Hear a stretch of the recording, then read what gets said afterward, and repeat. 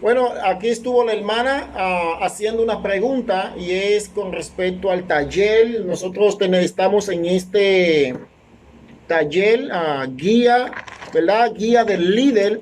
Y ella hizo una pregunta: ¿qué estrategia puede, dónde ellos pueden buscar para hacer una estrategia? En su grupo. Simple y llanamente. Ustedes tienen un grupo y ese grupo tiene que conversar. Y ese grupo tiene que decir, ¿qué vamos a hacer? Por esto es que en cada grupo hay un líder, ¿verdad? ¿Quién es el líder del grupo número 1?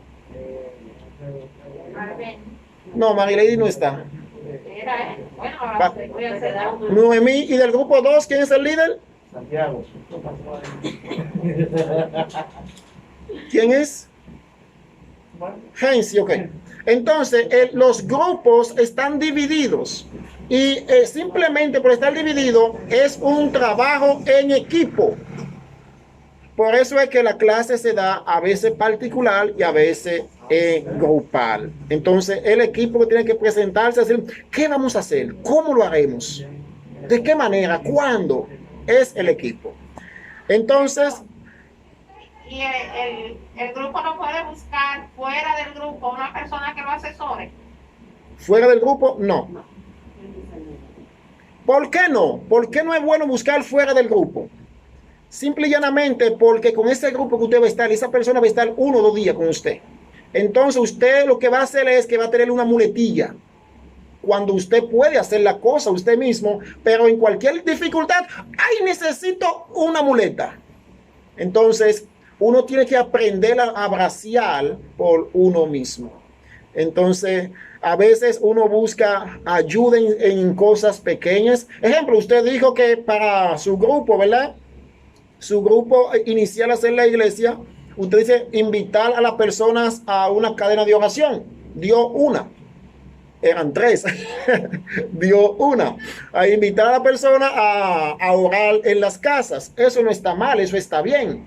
Pero tienen que, para el domingo que viene, necesitan crear como grupo esas 3 estrategias. ¿Cuáles estrategias van a utilizar como grupo para formar una iglesia? Recuerden que todo en la vida es una estrategia. Cuando usted se va a casar, usted dice, tenemos que comprar una estufita, una camita, ya eso son estrategias para usted casarse. Entonces todo en la vida conlleva una estrategia. Bueno, dicho esto, avancemos en el día de hoy y vamos a estar en el capítulo número 1.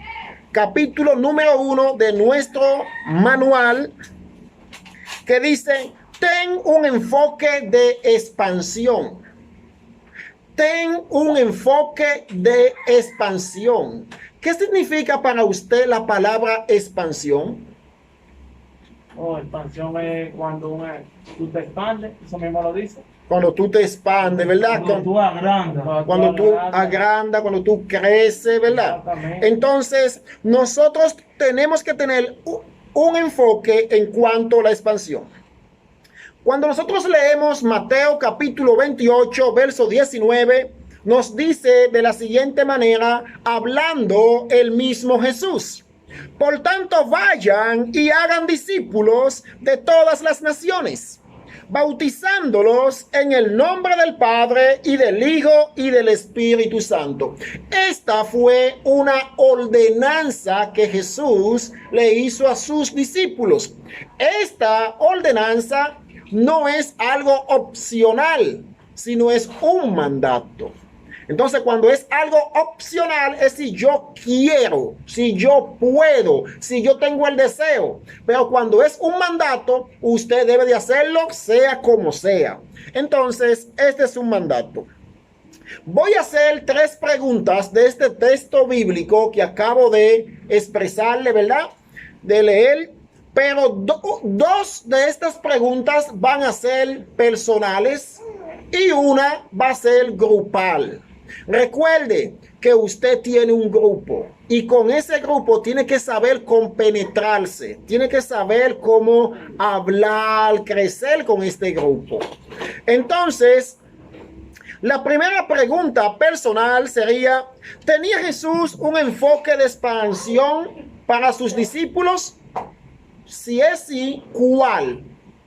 Hermano Hensi. Sí. Hensi es del grupo número 2. Sí, el que dijo, vayan y hagan discípulos, eso es una pasión. Vayan y hagan discípulos. Porque haciendo discípulos en otras personas, en otras naciones, se está expandiendo el mensaje.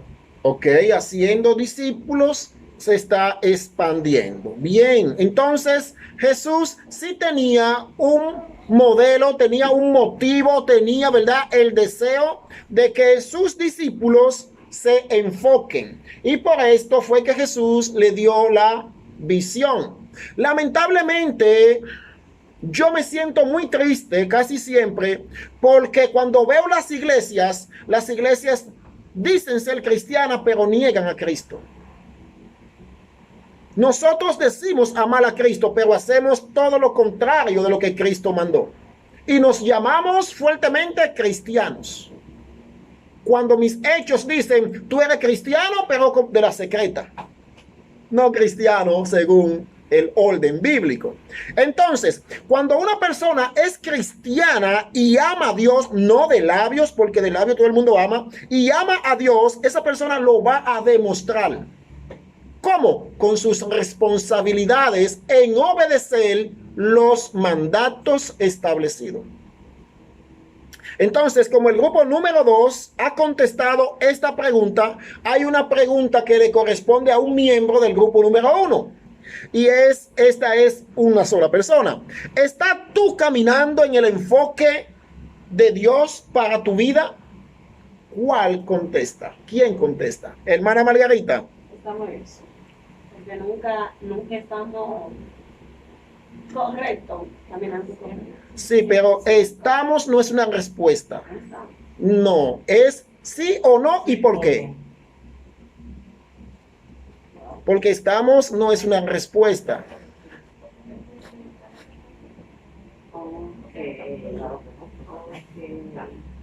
Sí. Porque estamos en eso, estamos tratando de seguir caminando, de seguir. Ok, el grupo número 2 dice que sí porque están tratando de seguir ahí. Ese es el grupo número 1. Ahora, esta es una pregunta grupal donde tienen 30 segundos para contestarla. ¿Cuál es tu excusa para no hacer la voluntad de Dios?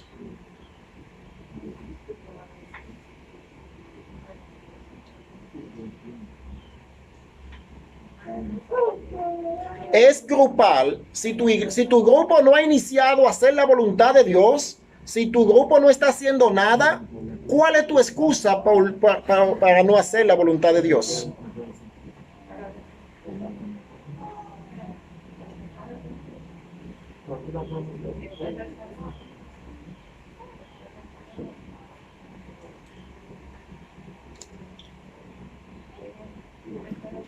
¿El grupo número 2 terminó?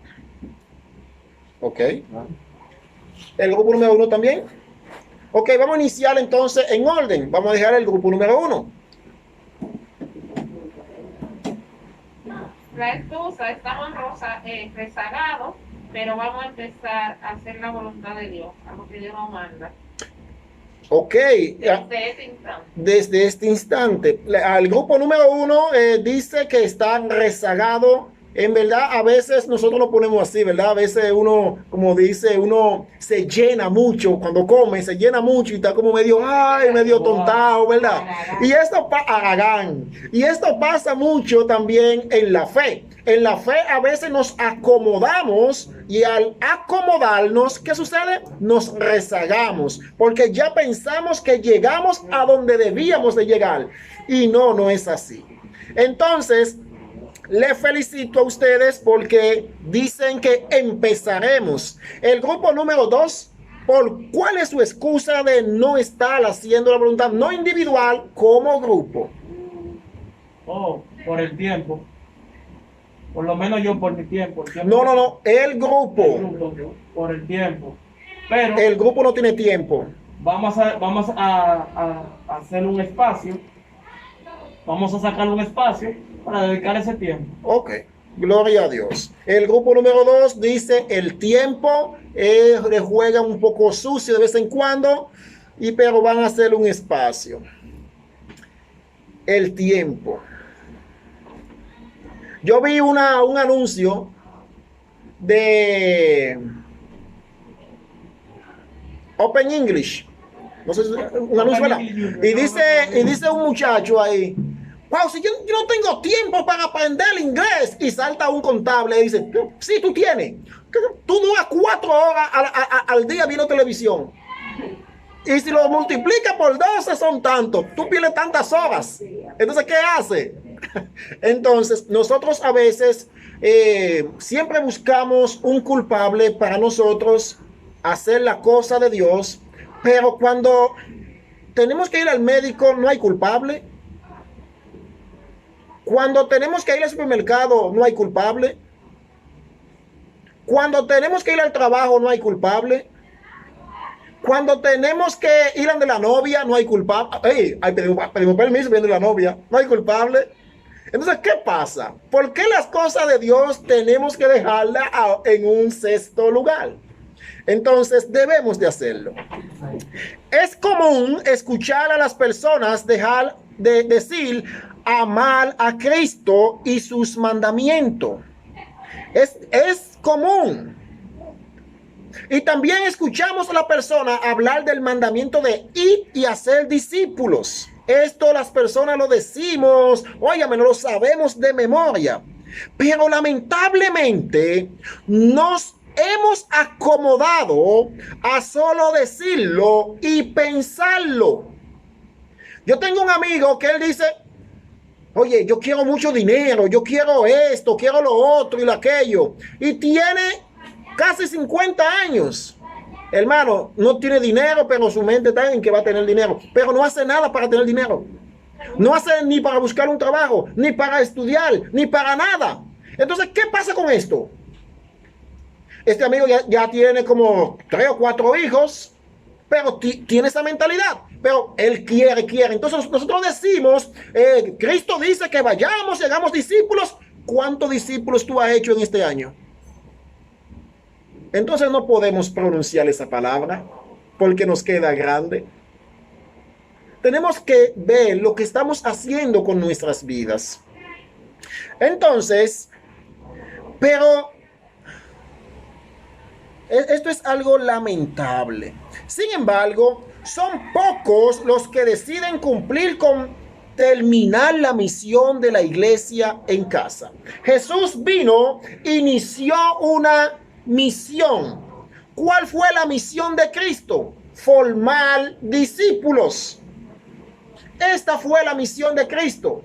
Pero esta misión de Cristo, Él se la encargó a sus discípulos y depositó la confianza en ellos de que ellos iban a culminar esa misión. Imagínense ustedes, ya Pablo ya no viene a la vida, Pedro tampoco. Somos nosotros los discípulos de Dios. Somos nosotros los que tenemos, como decimos vulgarmente, empantalonarnos y tomar la misión en nuestro poder y hacer la misión. ¿A quién se la dejamos?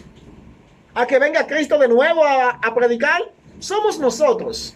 Y aquí es donde se ve si amamos a Dios, si amamos su palabra o solamente nos hemos acomodado y amamos a Dios según lo que hemos aprendido de nuestra tradición. Hay una pregunta, que esta pregunta dice la siguiente, la pregunta: ¿quién dice con sus palabras lo que dice el autor en este texto que acabo de leer? Si quieren lo leo de nuevo. Léalo de nuevo. Es común escuchar a las personas decir amar a Cristo y su mandamiento de ir y hacer discípulos, pero lamentablemente nos hemos acomodado a solo decirlo y pensarlo. Sin embargo, son pocos los que deciden cumplir con terminar la misión de la iglesia en casa. ¿Quién lo puede decir con su propia palabra?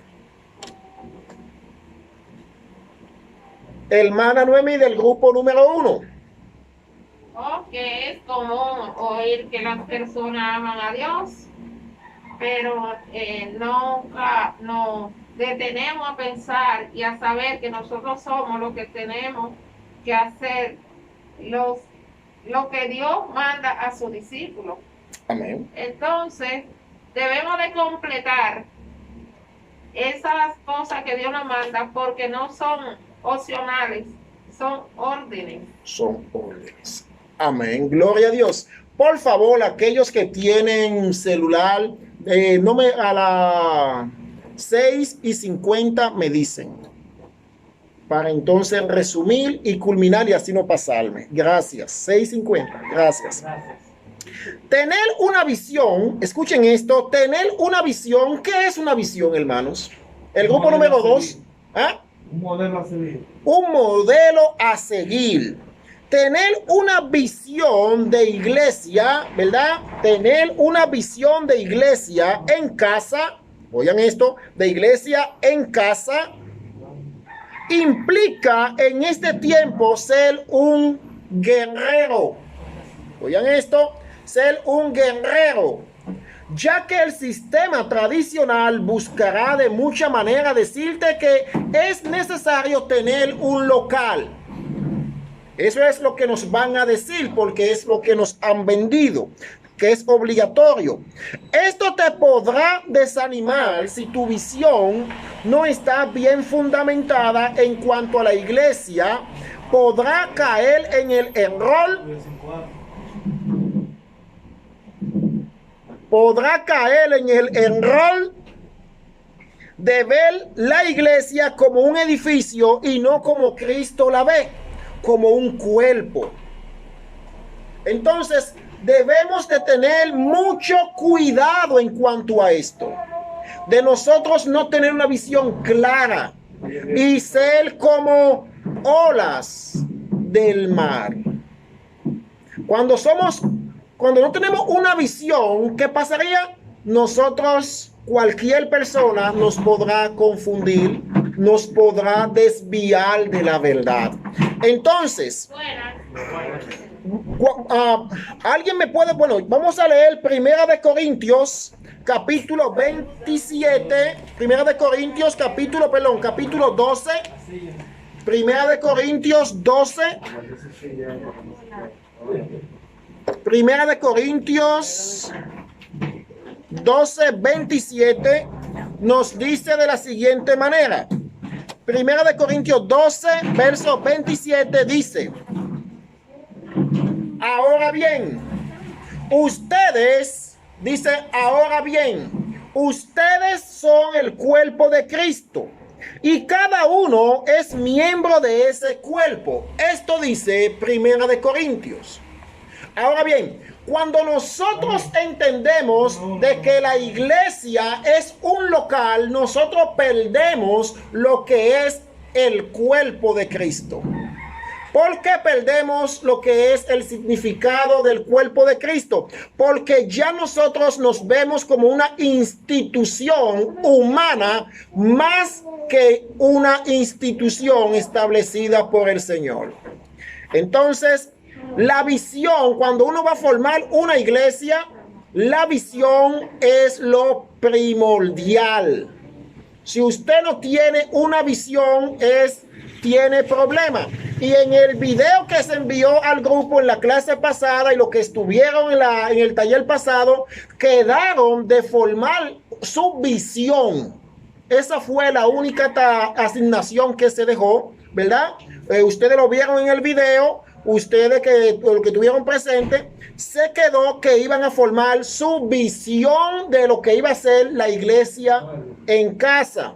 Entonces, en estos momentos vamos a dar la oportunidad en orden el grupo 1 y después el grupo 2 que explique cuál es su visión, ¿verdad? De cómo iniciarán. Ya ustedes tienen lo que son las 3 estrategias para iniciar a formar la iglesia en casa. Ahora, ¿qué visión tendrá esta iglesia?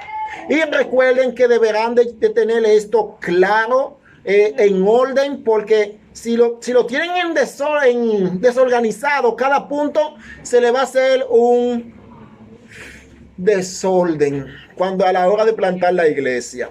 Entonces, esa fue la tarea. Antes de pasar acá un integrante de cada grupo a hablar de cuál es su visión, déjenme decirle que hay dos grupos, grupo 1 y grupo 2. Entonces los hermanos que llegaron tienen que unirse a un grupo, el grupo 1 o el grupo 2. Venga para acá, mis amores. Porque en verdad estamos trabajando en el taller por grupos. Entonces, ¿quién viene a hablar sobre la visión del trabajo que van a hacer como grupo?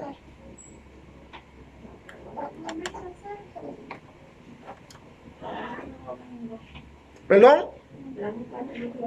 Para el otro domingo. No completamos la tarea. No vimos Y el grupo 2 tiene su visión. Si nos dan un tiempecito para pisar, ¿Para qué? Para analizarlo. para analizarla. porque- Continuamos. Sí, dale paso a esa. Inclusive se envió ese video el martes al grupo. Inclusive está en el grupo. Continuamos. Lo que debe saber al momento de iniciar la iglesia en casa. Debemos de saber algunas cosas cuando vamos a iniciar una iglesia. Lo primero es, queridos hermanos, no se la hagan. No se la hagan. Miren, estamos siendo haraganes. Ya somos adultos. Si yo no se lo digo como hermano a ustedes, ¿quién se lo va a decir de la calle? Tengo que decírselo yo. Oiganme, estamos caminando mal. Esta clase se dejó el domingo. Inclusive el martes yo lo subí para que todo el mundo lo viera. Inclusive. Hermano, ¿levantó la mano? Sí. Ustedes- O sea, de la visión, hablar de la visión de la iglesia. No, formar la visión de su grupo para formar la iglesia. ¿Cuál es la visión? Recuerden que el domingo pasado hablamos de las 3 estrategias que ustedes van a implementar para iniciar la iglesia. Entonces, abordamos el tema también de lo que es la visión, porque si nosotros no tenemos una visión, no sabremos a dónde queremos ir.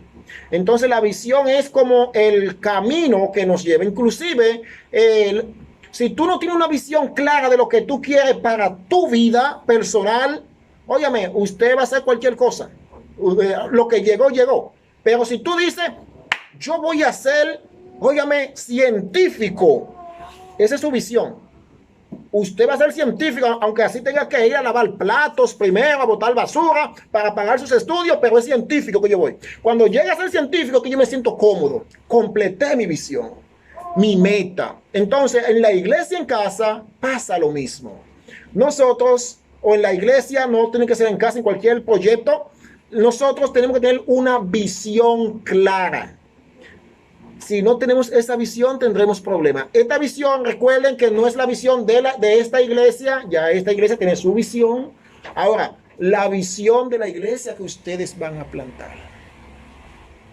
Como grupo, ¿cómo ustedes plantarían esa iglesia? Bueno, continuamos. Lo que debe de saber al momento de iniciar una iglesia es lo que le dije. Ser lanzado. Ser lanzado.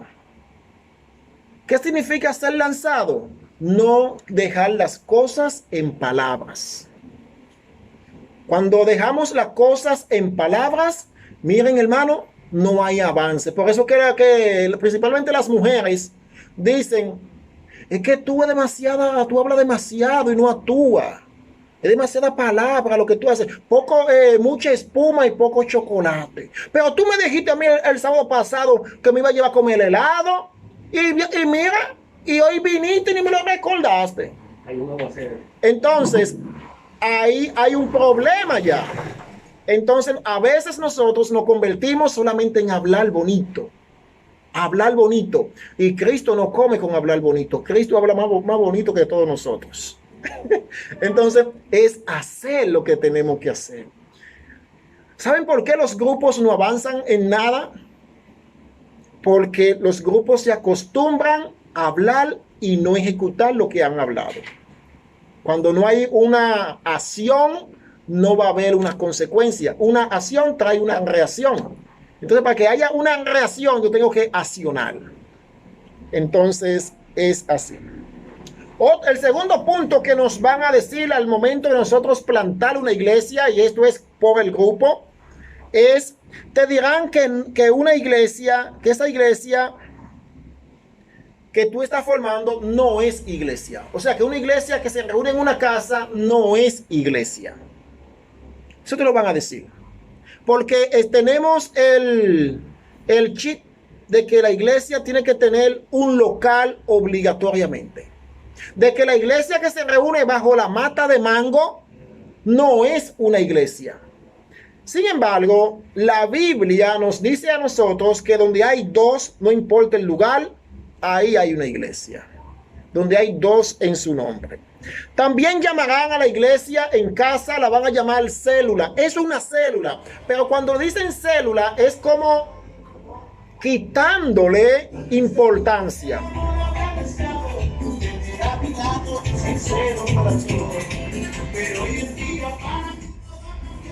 Cuando le dicen célula es quitándole importancia, y a mí me lo han dicho muchas veces, y mientras yo fui creciendo en el evangelio, yo lo que le decía era, búscame la palabra célula en la Biblia. Y créanme que no existe. Entonces la palabra célula, eso fue un invento de las personas para llamar a la iglesia en casa. Otro de lo que te van a decir es que te van a mirar extraño, como de otro planeta, porque en verdad estamos corriendo en contra de la corriente. Es muy difícil que usted vea una iglesia en casa. La persona que quiere plantar la iglesia, lo primero que hace es buscar un local. Matar la pobre iglesia, hay que pagar un local y buscar un local. Entonces, y lo cuarto es, tratarán de convencerte de que ese modelo de iglesia no funciona. Existen más obstáculos que podemos encontrar en el camino, pero quise traer esto a colación. Hasta el momento, ¿hay alguna pregunta o alguna duda? No. Bien, no lo hay. Recuerden tener bien ubicado su grupo, que es con su grupo que se van a desarrollar. Voy a pasar esta por el día de hoy, de verdad, queridos hermanos. Lo voy a pasar porque ya no puedo darle con el podio en la cabeza. Si pudiera, le diera, pero ya no puedo. Para el próximo domingo, la introducción del próximo domingo será las 3 estrategias bien claras. ¿Cuáles son las 3 estrategias bien claras? También van a poner, ¿verdad?, cuál es la visión de esa iglesia que ustedes van a iniciar. Recuerden, esos 2 puntos bien claros lo van a exponer, y van a ver cosas más fuertes porque esta clase de hoy se le deja una asignación. Ok. Hay un subtítulo que en su manual que dice conocer su propósito y valores. Conocer su propósito y valores. Ejemplo, cuando yo me matriculé para yo asistir a la universidad, ¿verdad? Es porque tenía un propósito. ¿Cuál? Terminar la universidad y ganar cuarto. Obtener dinero. Es el propósito. Es el propósito, mis hermanos. Entonces, todo en la vida tiene un propósito. Todo. Sin embargo, cuando nosotros venimos al evangelio, nosotros no tenemos un propósito.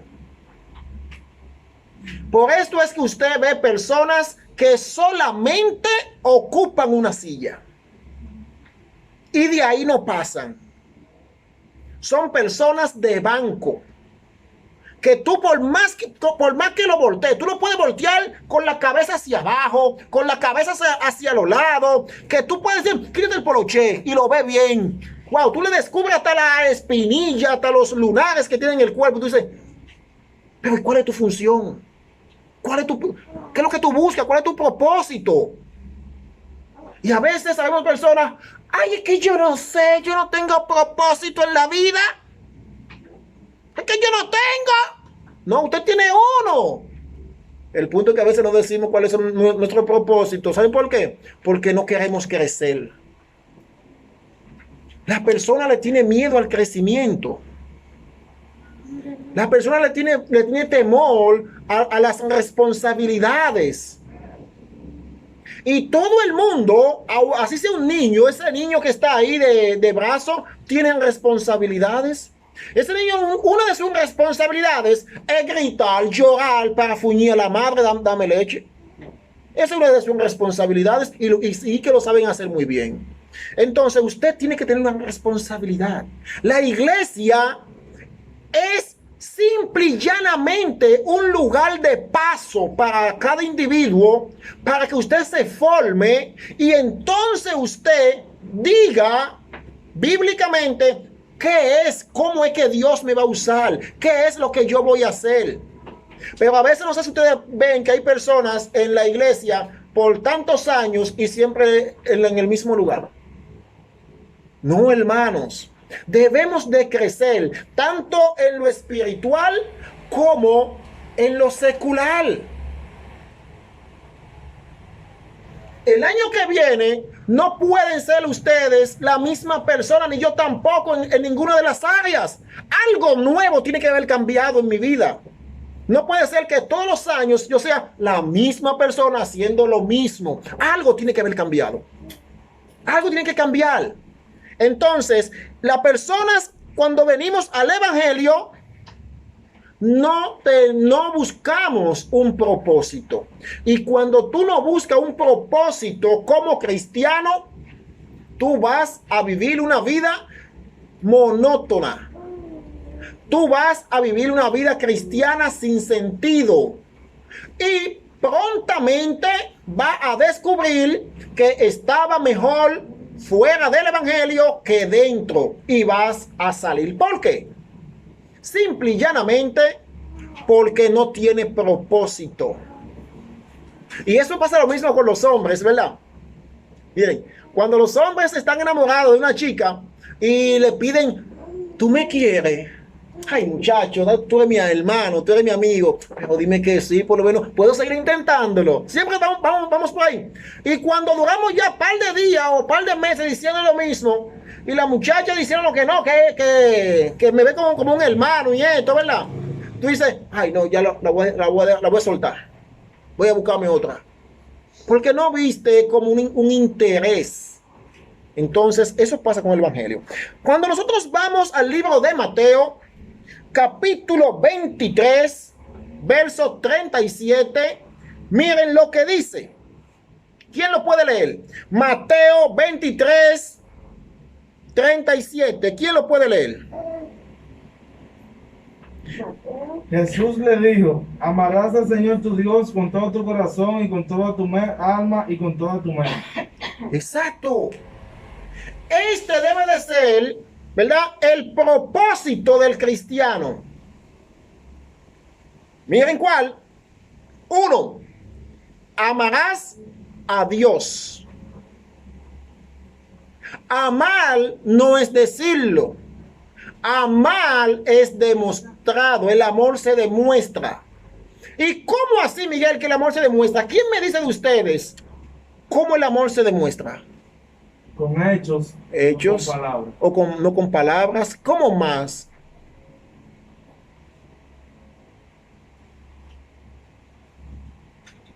Con nuestras acciones. Con nuestras acciones. Y miren cómo Cristo lo demostró. Con su vida. Con su vida Él lo demostró. Entonces, el amor se demuestra, el amor no se dice. Cualquiera dice, yo te amo. Yo te amo. Pero con ese yo te amo estoy pensando en otras cosas. Y yo te amo. Ahora, cuando yo demuestro el que yo te amo, es diferente el asunto. Yo lo demuestro. Entonces, dice la palabra que el primer paso para yo tener una visión clara o un propósito como cristiano es amar a Dios con toda mi mente, con todo mi corazón. El que ama demuestra. ¿Y qué yo como cristiano tengo que demostrar? El que me dice qué tengo que demostrar bíblicamente, le bajo una clase. No van a tener que hacer una. El amor por Cristo. No. Repito la pregunta. Ahí te llamé tu atención. ¿Qué nosotros debemos de demostrarle a Cristo? ¿Qué? Bíblicamente. ¿Qué? ¿O cómo podemos demostrar nuestro amor a Cristo bíblicamente? Imitándolo. No, ya. Cumplir con su mandato. Es que esos mandatos son demasiados. Bueno, pero tenemos que cumplirlo todo. Sí, pero no eso yo voy. Ah. ¿Y ustedes creen que yo le iba a decir a ustedes, dejen su clase, háganme su clase? Miren, la forma en que nosotros podemos iniciar a amar a Cristo, la hermana dijo cumplir sus mandatos, eso es cierto, pero es que los mandatos, eso es generalizado, pero el punto básico es cuando Jesús dice, da una orden, vayan y hagan discípulos. Existen dos ordenanzas en la Biblia, dos, hacer discípulos, ¿y cuál es la otra? Bautizar. No, la Santa Cena. Esas son las dos ordenanzas que encontramos en las Sagradas Escrituras. Entonces, cuando yo amo, yo hago. Yo busco que ese ser, que esa persona se sienta bien con mis hechos. Entonces, queridos hermanos, necesitamos hacer bien. Muchas personas caemos en el autoengaño en cuanto a su propósito como siervo de Dios. Y a veces pensamos que el ser cristiano consiste exclusivamente en cantar alabanza, ir a las reuniones, y no es así. A veces creemos que con yo cantar alabanza e ir a la iglesia, ya yo estoy cumpliendo, yo soy cristiano. Miren, yo no soy pastor porque no he dado el paso. Y no es así. No, eso es un engaño. Eso es manteniendo a la persona ahí. Eso es igual que un trabajo. Lleva el currículo por ahí. Yo lo llevé. Y a los 2 meses, oye, yo lo llevé. Y a los 3 meses, tú me estás teniendo ahí, de por Dios. Mientras no me llamen, yo estoy ahí comiendo, qué sé yo, un caramelo. Entonces, así están las personas cuando creen que su propósito es ir al grupo de reunión en la iglesia. No, ese no es tu propósito. El ser cristiano implica que usted es un guerrero espiritual, el cual su propósito es rescatar almas, las cuales van directamente al infierno. Hermano, usted es un guerrero. Por eso es que en Efesios capítulo 6, el apóstol Pablo habla de la armadura. Y aquellos que se ponen armadura son guerreros.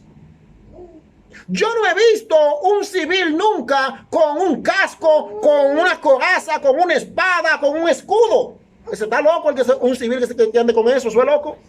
Pero cuando están en la guerra, andan con chaleco antibalas, andan con pistola, andan con casco. ¿Por qué? Porque son guerreros.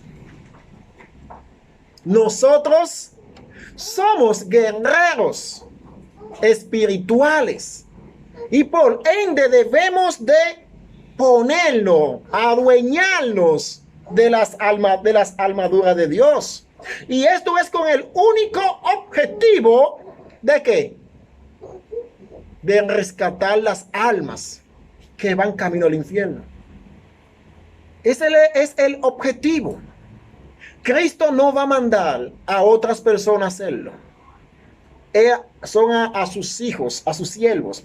Si usted no tiene claro su propósito, oigan esto, si usted no tiene claro su propósito como cristiano, habrá fracasado en su llamado en cuanto a ser parte del equipo recolector de la mies. Habrá fracasado. Habrá fracasado. Eso es lo mismo. Yo tengo un hijo y que yo diga, cuando él tenga ya, qué sé yo, mayor de edad, 20 años, y yo diga, yo le di valores a ese muchacho, yo lo crié con valores, y el muchacho anda por diciendo, hey, ¿qué es lo que es tú y esto? Vaya la juca, y con los pantalones aquí en la rodilla, pero yo me jacto de decir, yo le di valores. Espérate, hay algo que no está claro. Entonces, cuando nosotros no sabemos cuáles son o cuál es nuestro propósito como cristiano, nosotros habremos fallado en nuestro camino de cristiano. ¿Y cómo vamos a fallar? Bueno, fallaremos como recolector, que eso es lo que somos, recolectores, porque ya la cosecha está allí, ya la cosecha está en el campo. Nosotros lo que tenemos que ir es coger la cosecha, coger los mangos, coger los limones, es recogerlo. En este punto es recoger aquellas personas que van al infierno, y de la forma que los recogemos es llevándole el mensaje. Vamos a ver qué dice Mateo acerca de la mies. El que lo pueda leer, por favor, ayúdeme ahí. Mateo capítulo 9, verso 35. ¿Qué dice? Hermana Noemí. Dice, y rodeaba a Jesús por todas las ciudades y aldeas, enseñando en las sinagogas de ellos y predicando el evangelio del reino y sanando toda enfermedad y todo achaque en el pueblo. Amén. Ese es Mateo 9:35. 9:35. Ok. ¿Lo tienen todos? Ok. ¿Cómo andaba Jesús? Por todas las ciudades. Por todas las ciudades. Enseñando en la sinagoga y predicando el evangelio. Wow. Mira cómo él andaba enseñando. ¿El qué? El evangelio. Pero Jesús tenía responsabilidades. ¿Por qué tenían responsabilidades? Porque Jesús, aparte de haber tenido más hermanos y hermanas establecidos en la palabra, Jesús era el hermano mayor. Y en el pueblo de Israel, en ausencia del padre, que José, el papá de Jesús, murió, quien era la cabeza era el hijo mayor. Jesús tenía que sostener a su madre, a María. Jesús tenía un trabajo de carpintero. Sabrá Dios cuántas cosas más, porque tenía más hermanos, que Jesús era la cabeza de esa familia. Y aún así Jesús andaba predicando el evangelio. ¿Cuáles son las excusas que yo como individuo tengo? Que yo en 24 horas yo no puedo tener un tiempo para Dios. Y si multiplico 24 por 7 da un número muy alto. Entonces, existen algunas preguntas que por grupo las voy a ir haciendo. Primero el grupo número 1. Me quedan 2 minutos. El grupo número 1. ¿Es usted o son ustedes una persona, o son ustedes, lo voy a decir individualmente, es usted una persona la cual ha cumplido su función como recolector de las almas que van al infierno? Grupo número 1. ¿Son ustedes los recolectores que han cumplido su misión en cuanto a la recolección de esas almas? Sí, ¿por qué? No, ¿por qué? Recuerden que esto es un taller que es teórico práctico. Y para el grupo número 2, la pregunta sería,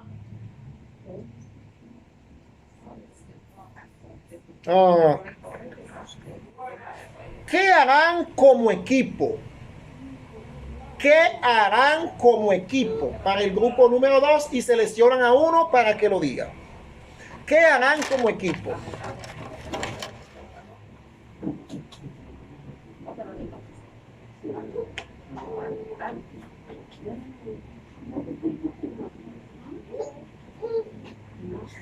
Ustedes 4 están como separados de los grupos. Están como en el limbo. Tienen que unirse a uno de los 2 grupos. Dividirse y unirse. ¿Eh? Sí, pero era para que los que vengan llegando se vayan uniendo. Los que vengan llegando se vayan uniendo. Ok, vamos a darle 2 segundos al grupo número 2 y entonces así estaremos culminados y vamos a presentar. Grupo número 1. ¿Qué? ¿Ustedes son parte del grupo recolector de las almas que van al infierno? Sí, ¿por qué? No, ¿por qué? No, porque nos hemos quedado rezagados, pero si Dios quiere ya ver adelante nos vamos a poner más. Ok, el grupo número 2 dice que no, porque se han quedado, el 1, porque se han quedado rezagados. Y esto, hermano, no quiero que se me sientan mal de que ustedes me han dicho una y otra vez que han estado rezagados, porque las iglesias están rezagadas. Yo no sé a sinceridad si es que el mismo diablo le ha puesto a las iglesias una venda en los ojos y lo ha ido acomodando. Recuerden que cuando Pablo aceptó a Cristo, él duró 3 días sin comer y tuvo ciego. Y cuando vino Ananías, ¿verdad? Se le cayeron escarchas de los ojos a Pablo. Y ahí fue que él vino a recobrar la vista. A veces la iglesia puede estar con esas escarchas. Puede estar ciega la iglesia. Y cómoda en lo que hace. Entonces, eso del rezagado no nos vamos a sentir como wow, como intimidado, no, sino que debemos salir adelante. Debemos de salir, de despertar, que eso es lo que buscamos, un despierte, que cuando ya yo esté viejito o ya yo muera, ya haya otra generación más fuerte que esta. Pero para que haya esa generación más fuerte que esta, debe de existir una generación que lo instruya. Entonces, gracias al grupo número 1 y el grupo número 2, ¿qué harán? ¿Qué harán?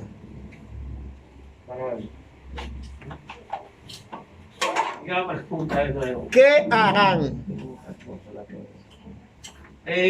Bueno, ¿qué tenemos que hacer? Hay varios puntos. Por ejemplo, usted dijo cuando Jesús, que se dedicó a predicar el evangelio, tenemos que tener en cuenta, no justificándonos, pero tener en cuenta de que Jesús solamente vino un solo propósito a esta vida. Jesús no formó familia, Jesús no compró un carro, Jesús no compró una tierra, Jesús no compró una casa. O sea, Jesús no hizo nada de eso. El único propósito de Jesús era de llevar la palabra, enseñarle a un grupo de personas para que esa palabra se pudiera predicar en el mundo entero. Ese era el trabajo de él. ¿Qué pasa? Viene a acontecerse que el trabajo de nosotros es un poquito de todo. O sea, tenemos que llevar el mensaje, claro que sí, debemos de hacerlo. Pero también tenemos ciertas responsabilidades que cada día la cosa se pone peor y más difícil. Cada día que vienen pasando, peor se ponen las cosas.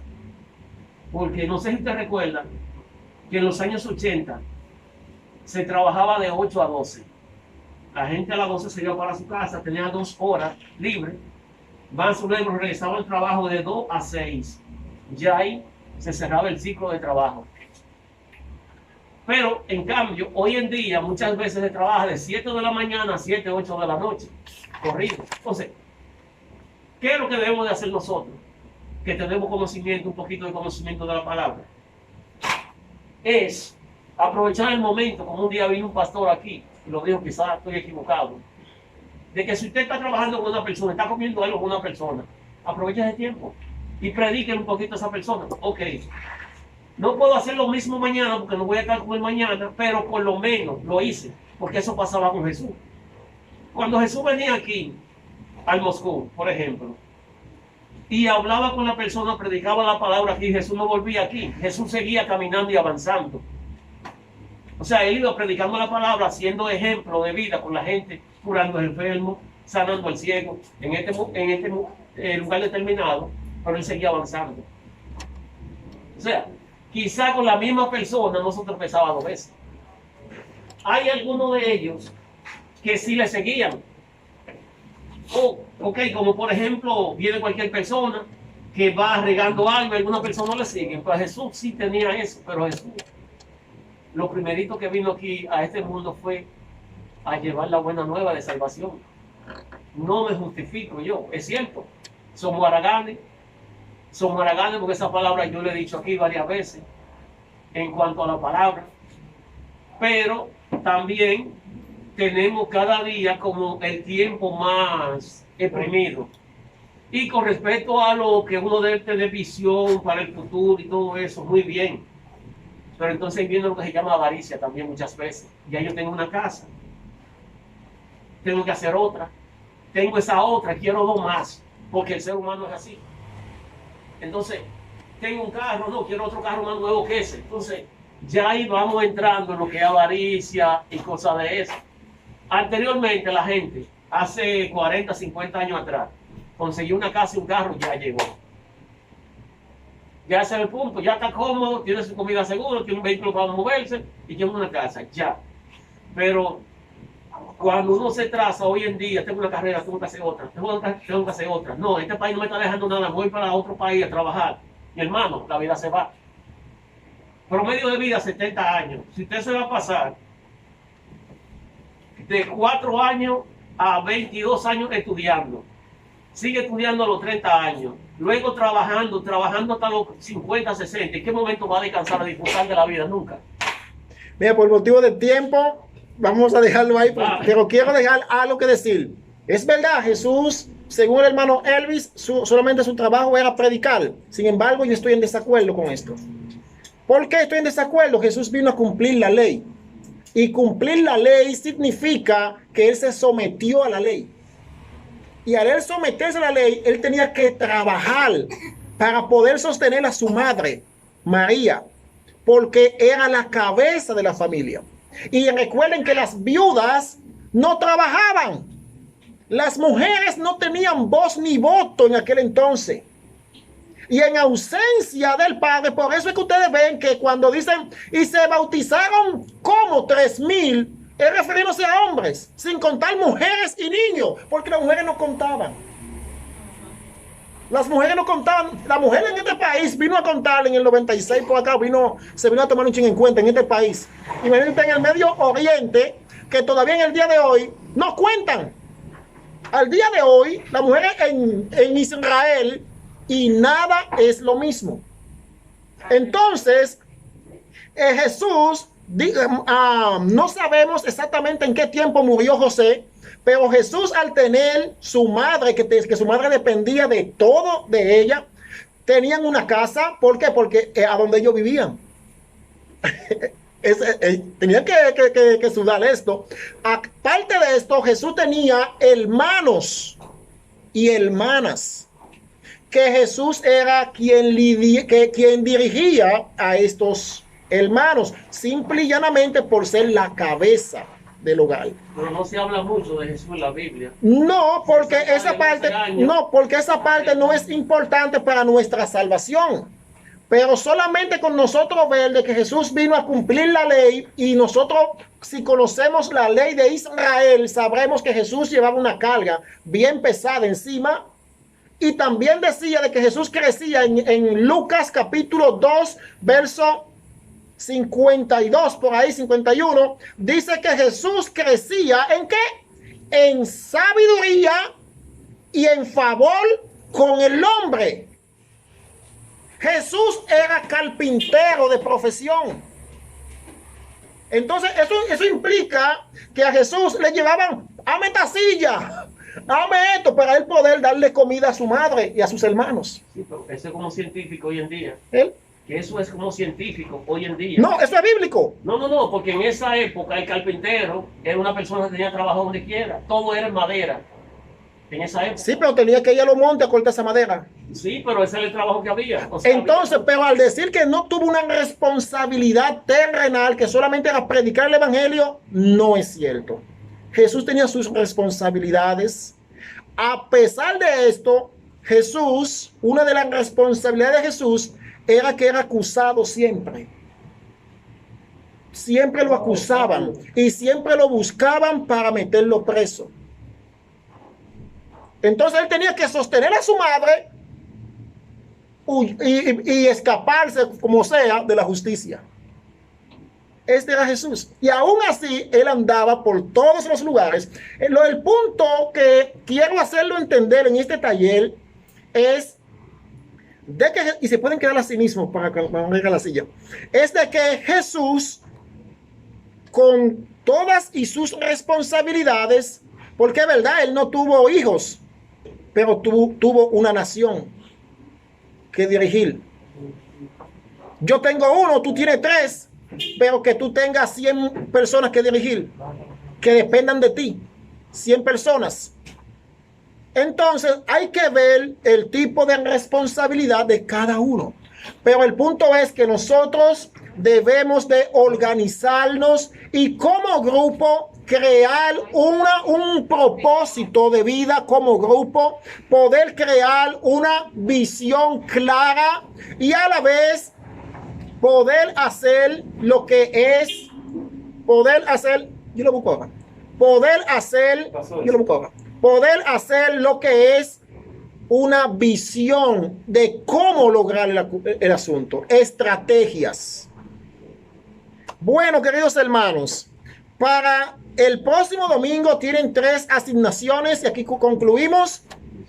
3, una es las 3 estrategias, la visión y contestar esas preguntas de reflexiones que están ahí. Yo le voy a tirar una foto más tarde y se lo voy a enviar al grupo para que ustedes lo vean. Nada, Dios le bendiga, Dios le guarde. Estamos despedidos. Gracias.